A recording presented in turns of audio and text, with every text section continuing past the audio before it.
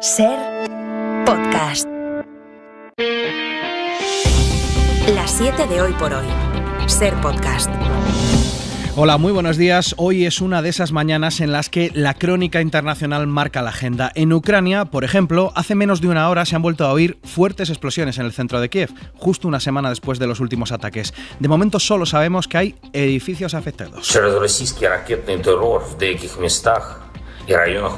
Zelensky le ha pedido a los ciudadanos que ahorren luz. El presidente de Ucrania teme que Rusia le vuelva a cortar el suministro eléctrico a los civiles y desde Luxemburgo los ministros de Exteriores de la Unión Europea van a dar luz verde hoy al entrenamiento en suelo europeo de 15.000 soldados ucranianos. Y mientras sigue el curso de la guerra sobre el terreno, a 2.900 kilómetros de Ucrania, en Londres, Liz Truss sigue luchando por su supervivencia en Downing Street. La primera ministra lleva solo un mes y medio en el cargo, pero este ha sido tiempo suficiente para que sus propios compañeros, los de su propio partido, quieran echarla del gobierno. Gillian Ayala, buenos días. Hola, muy buenos días. En público, diputados veteranos como Crispin Blunt, al que acabamos de escuchar, piden abiertamente la dimisión de Truss y hablan de empezar ya un proceso de transición porque están desesperados, dice, con la situación.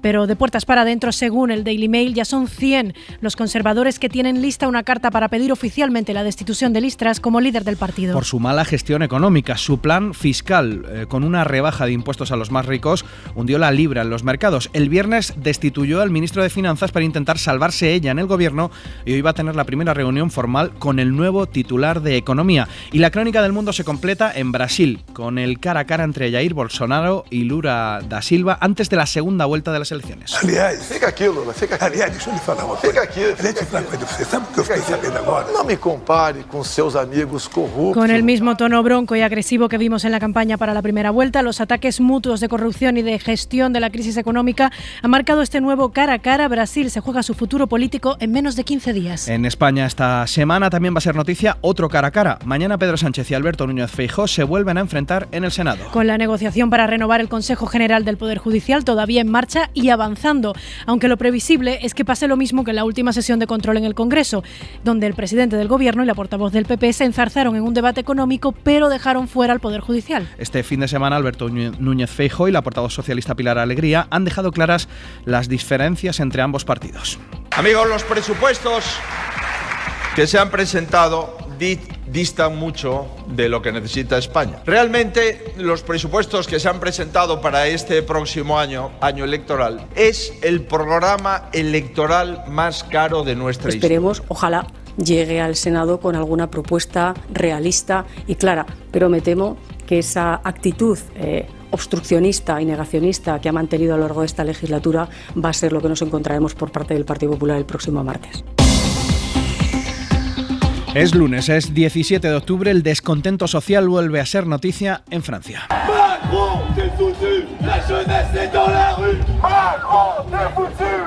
Este domingo miles de franceses se han echado a la calle para protestar por la subida de los precios y por la gestión que está haciendo de la crisis Emmanuel Macron. La manifestación fue secundada por la izquierda francesa, por Mélenchon, y al gobierno francés se le están acumulando los problemas porque los trabajadores de las refinerías siguen en huelga, un tercio de las gasolineras del país no tienen combustible y mañana está convocada una huelga general. Y aún así, con todos estos problemas sobre la mesa, la primera ministra ha asegurado esta noche que confía en volver a la normalidad y solucionar estos problemas a lo largo de esta misma semana. Bayo. Una semana particularmente compleja para el Ejecutivo francés, que arranca con los ecos de la multitudinaria marcha de ayer en París a favor de la subida de los salarios, una protesta que tuvo como protagonista a Jean-Luc Mélenchon.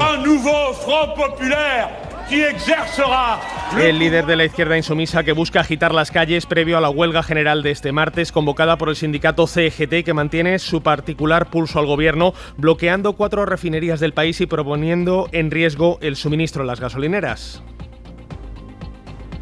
La primera ministra Elisabeth Borne trata de recuperar el control de la situación, asegurando que respeta el derecho a huelga, pero defiende la posible intervención en las refinerías si el pulso continúa en la calle. Esto mientras la oposición parlamentaria amenaza con una moción de censura a la primera ministra si pretende, como dice, aprobar el presupuesto del próximo año por la vía del decreto. Y en Italia, la derecha se va a tener que sentar a negociar a partir de hoy la conformación del nuevo gobierno. Y esta no va a ser una tarea fácil. La relación de Meloni con Berlusconi no está pasando por su mejor momento, pero la candidata de ultraderecha lo necesita para formar gobierno. Corresponsal en Roma, Joan Solés. La tensión es altísima entre la candidata primer ministra Meloni de los posfascistas de Fratelli y Berlusconi de los conservadores de Forza Italia, que la ha definido presuntuosa, prepotente, arrogante y no fiable. Meloni ha contestado que a ella Berlusconi no conseguirá hacerle chantaje.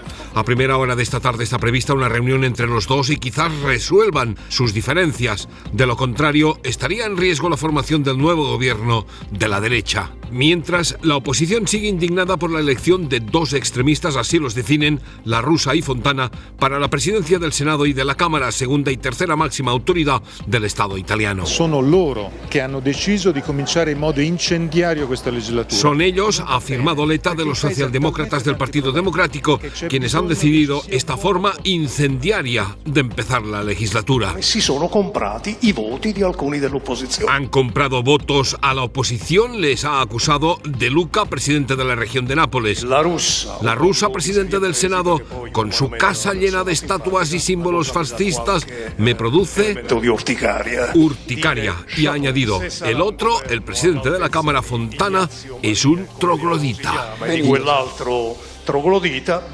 Y en Ucrania, sobre el terreno, lo último son esas explosiones en el centro de Kiev y el avance de la resistencia ucraniana en el Donbass, donde, según Zelensky, se están recrudeciendo los combates entre rusos y ucranianos. Seguimos pendientes de lo que suceda en Kiev a lo largo de la mañana. Los equipos de rescate ya están en la zona donde se produjeron las explosiones y ya en territorio ruso al menos 11 voluntarios han muerto en un tiroteo en Belgorod. Y siguen subiendo las bajas en el bando de Rusia. De hecho, ya han muerto algunos de los jóvenes que movilizó Putin hace solo unas semanas. Desde Moscú informa para la SER Javier González Cuesta. Andrei Nikiforov recibió los papeles de reclutamiento el pasado 25 de septiembre y 2 semanas después ha muerto en el frente. Este abogado ruso ha sido uno de los primeros movilizados muertos desde que Putin diese la orden hace menos de un mes.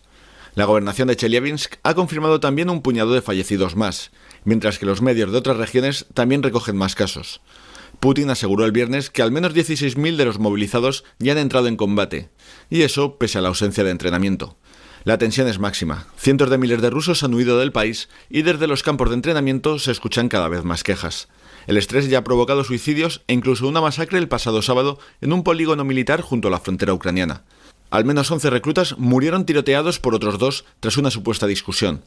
Además, los medios rusos han destacado que procedían de Asia, alimentando aún más las tensiones étnicas que ha desatado una movilización por regiones injusta. Todo esto mientras en China el presidente Xi Jinping ha disparado las alarmas este fin de semana al decir públicamente que no va a renunciar al uso de las Fuerzas Armadas para lograr la reunificación, dice, de Taiwán. Y aquí en España hoy comienza en la audiencia de Barcelona el juicio contra el futbolista brasileño Neymar.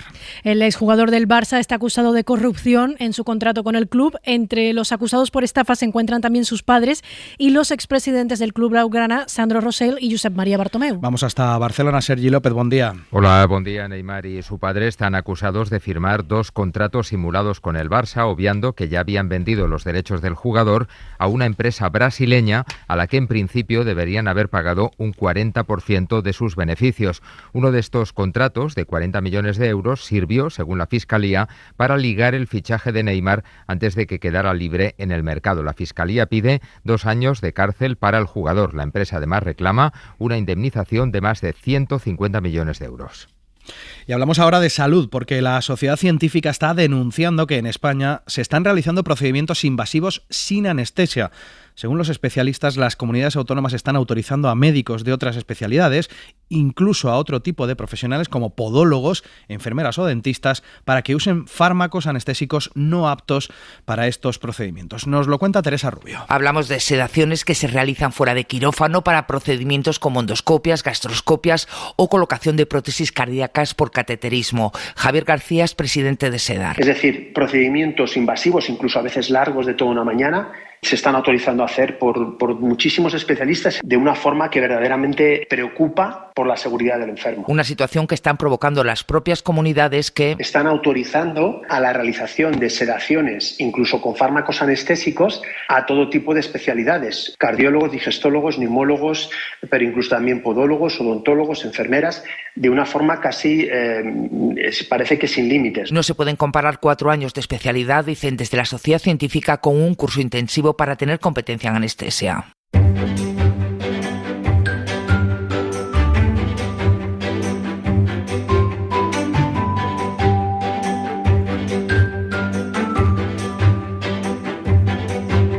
Tiempo ya para abrir la prensa local para ver qué historias nos encontramos hoy en Castilla y León. Mario Alejandre, buenos días. Buenos días. Y en Murcia, Juanjo Asensio, buenos días. ¿Qué tal? Buenos días. Venga, empezamos por ti, Mario. La historia de Martín, una cría de oso, ¿no? ¿Qué ha pasado con ella? Bueno, pues que la recogieron en estado crítico el 21 de mayo en un camino en un pueblecito de León. Lo tuvieron que trasladar al Centro de Recuperación de Animales Silvestres, que está en Valladolid. Muy poquito a poco, y gracias al trabajo de los profesionales que trabajan en estas instalaciones, se recuperó, ganó peso, llegó con 4 kilos y salió con 9 en unas poquitas semanas.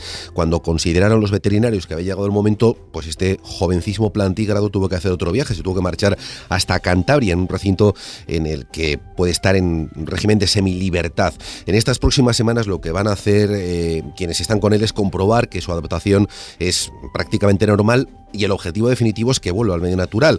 La idea es que esto se haga durante este otoño, que le suelten en la zona leonesa de Valsemana. Ahí hay muchísimas bellotas, que es uno de sus alimentos favoritos. Claro, todo esto depende de que su evolución sea la esperada, que parece que sí. Por cierto, Martín pesa ya 30 kilos, puede llegar a los 200 cuando sea adulto. Quienes lo vigilan de cerca dice que su recuperación es casi total. Como se nota que el equipo sabe que me encantan los animales, porque hoy todo va sobre animales. Mirad esta de Murcia, un mono babuino. Juanjo, ha puesto en jaque a los servicios de emergencias.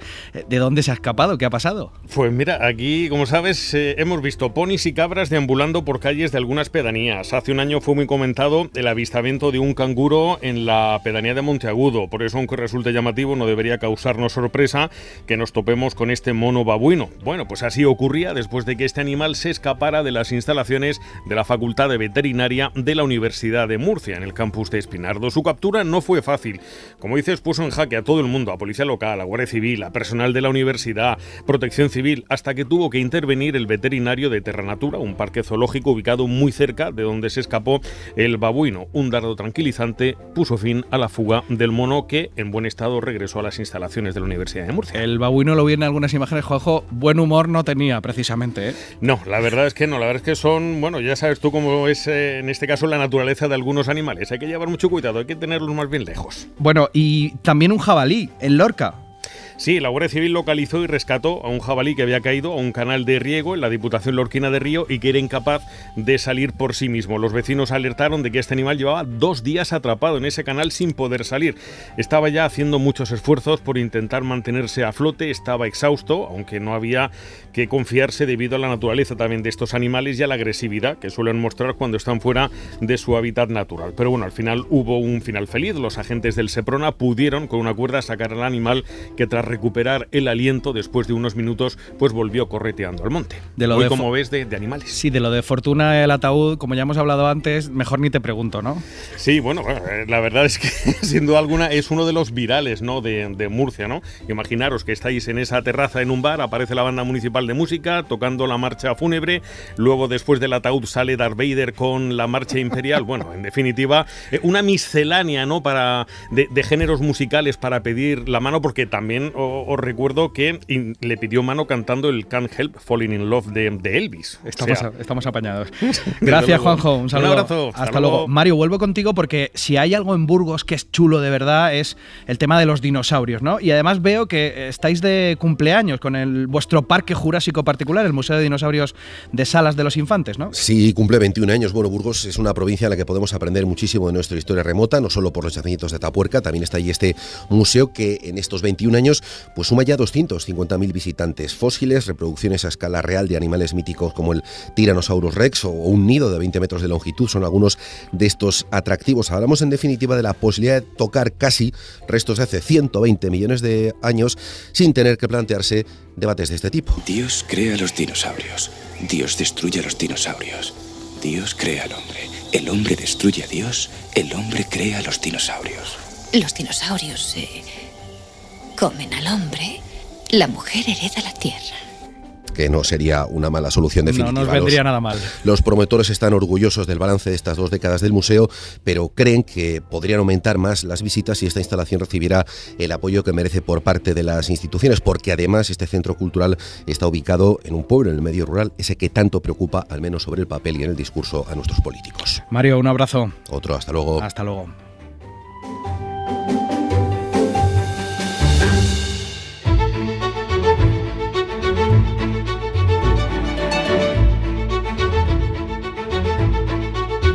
La recomendación cultural de hoy. La firma Pepa Blanes y les adelanto que tiene que ver con las letras y con la literatura. Pepa, cuando quieras.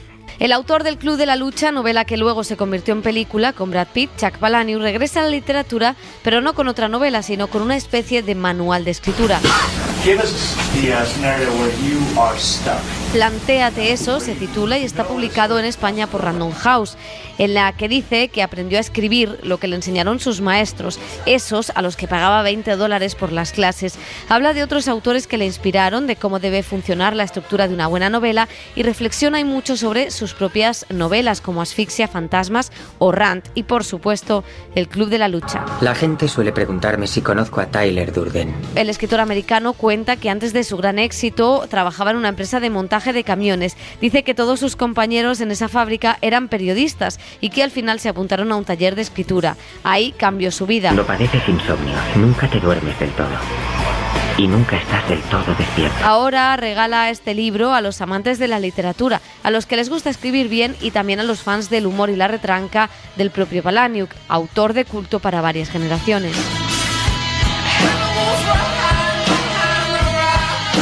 Para no perderte ningún episodio, síguenos en la aplicación o la web de la SER, Podium Podcast o tu plataforma de audio favorita. Cadena SER.